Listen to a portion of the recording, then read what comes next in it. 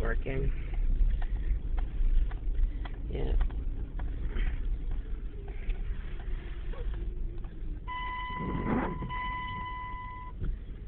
I got some kind of sign in the middle of the door. I can't tell what it says. Probably now hiring.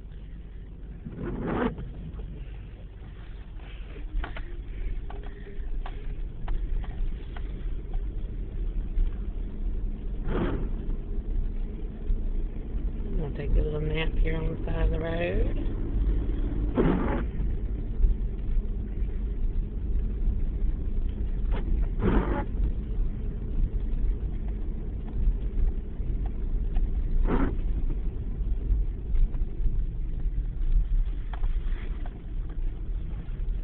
Okay, this is my point. What they're saying is long. I know this is the argument that's being made. As long as she pretends not to know what's going on, then we're going to pretend too. Well, nobody's ever said the first word to me. I've never been invited to testify. I've never been invited to participate. Nobody's ever told me there was a hearing. Nobody's ever asked my permission to participate in any type of hearing. None of that has ever happened. Not one. I've never given anybody any reason to assume they could participate or testify.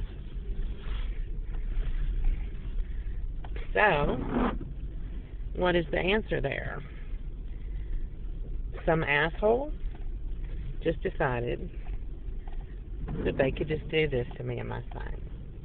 For what reason? What's the cause?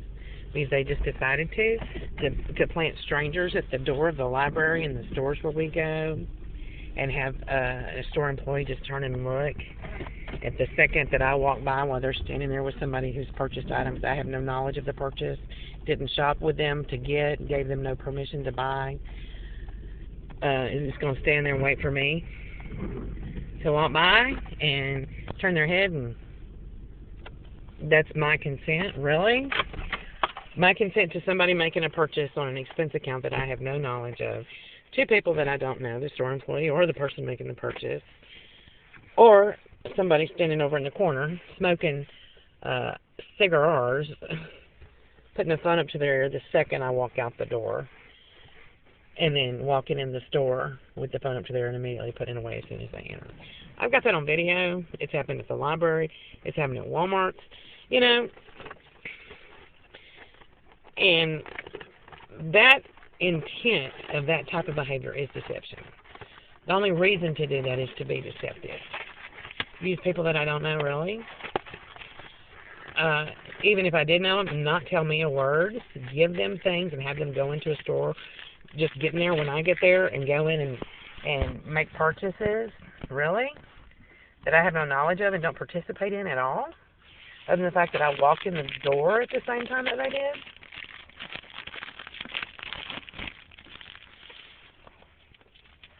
And the only reason they were able to do that is because they followed me to the store. Like I'm some little puppy dog who's just happy to sit on the floor and pee in a bucket every night when I go to bed. Then there's a situation in this scenario that I had no knowledge of, did not create. Somebody created these situations and designed them deliberately to defame me and my son, to slander us by publicly doing these types of things so that everybody can see it, but also to deceive me and my son. You're standing outside the library waiting for somebody to get there, and you're going to receive a phone call informing you of a search that has to do with them, or supervision or monitoring of them.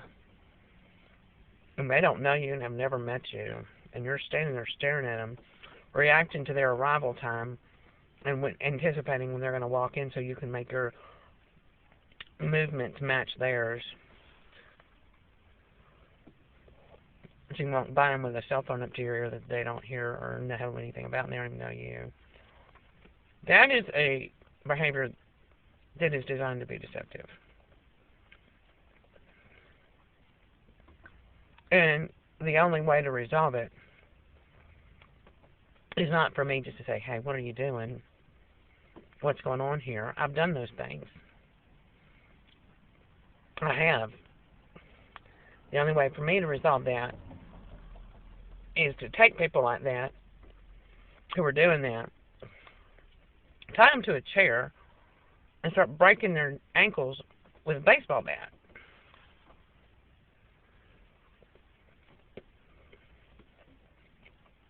Because their goal is to be deceptive. They don't say a word to me or to Jake, don't have any contact with us at all.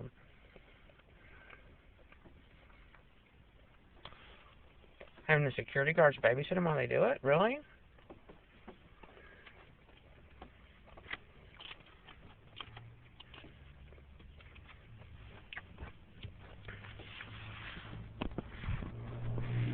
Why does the security guard know what's going on?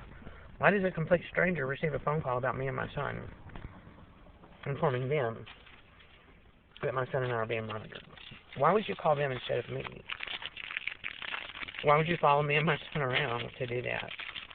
The whole purpose of doing that is to be deceptive. You wouldn't have to follow me around if you went to a judge. I've got court order for supervision. I would be required to tell you where I go and what I do.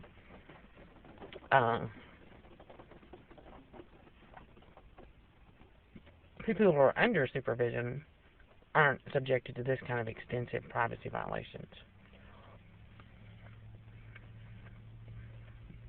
They might have to report where they go and what they do. An investigator might go where they say they've gone and ask one or two people there what they saw, or ask to see the video.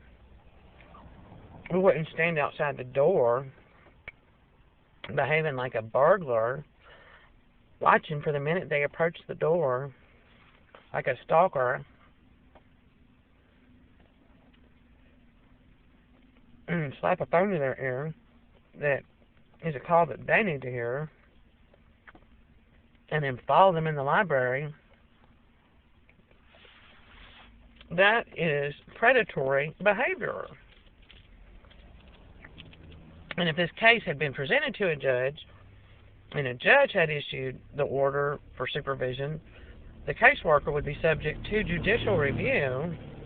These types of behaviors would be subject to discipline.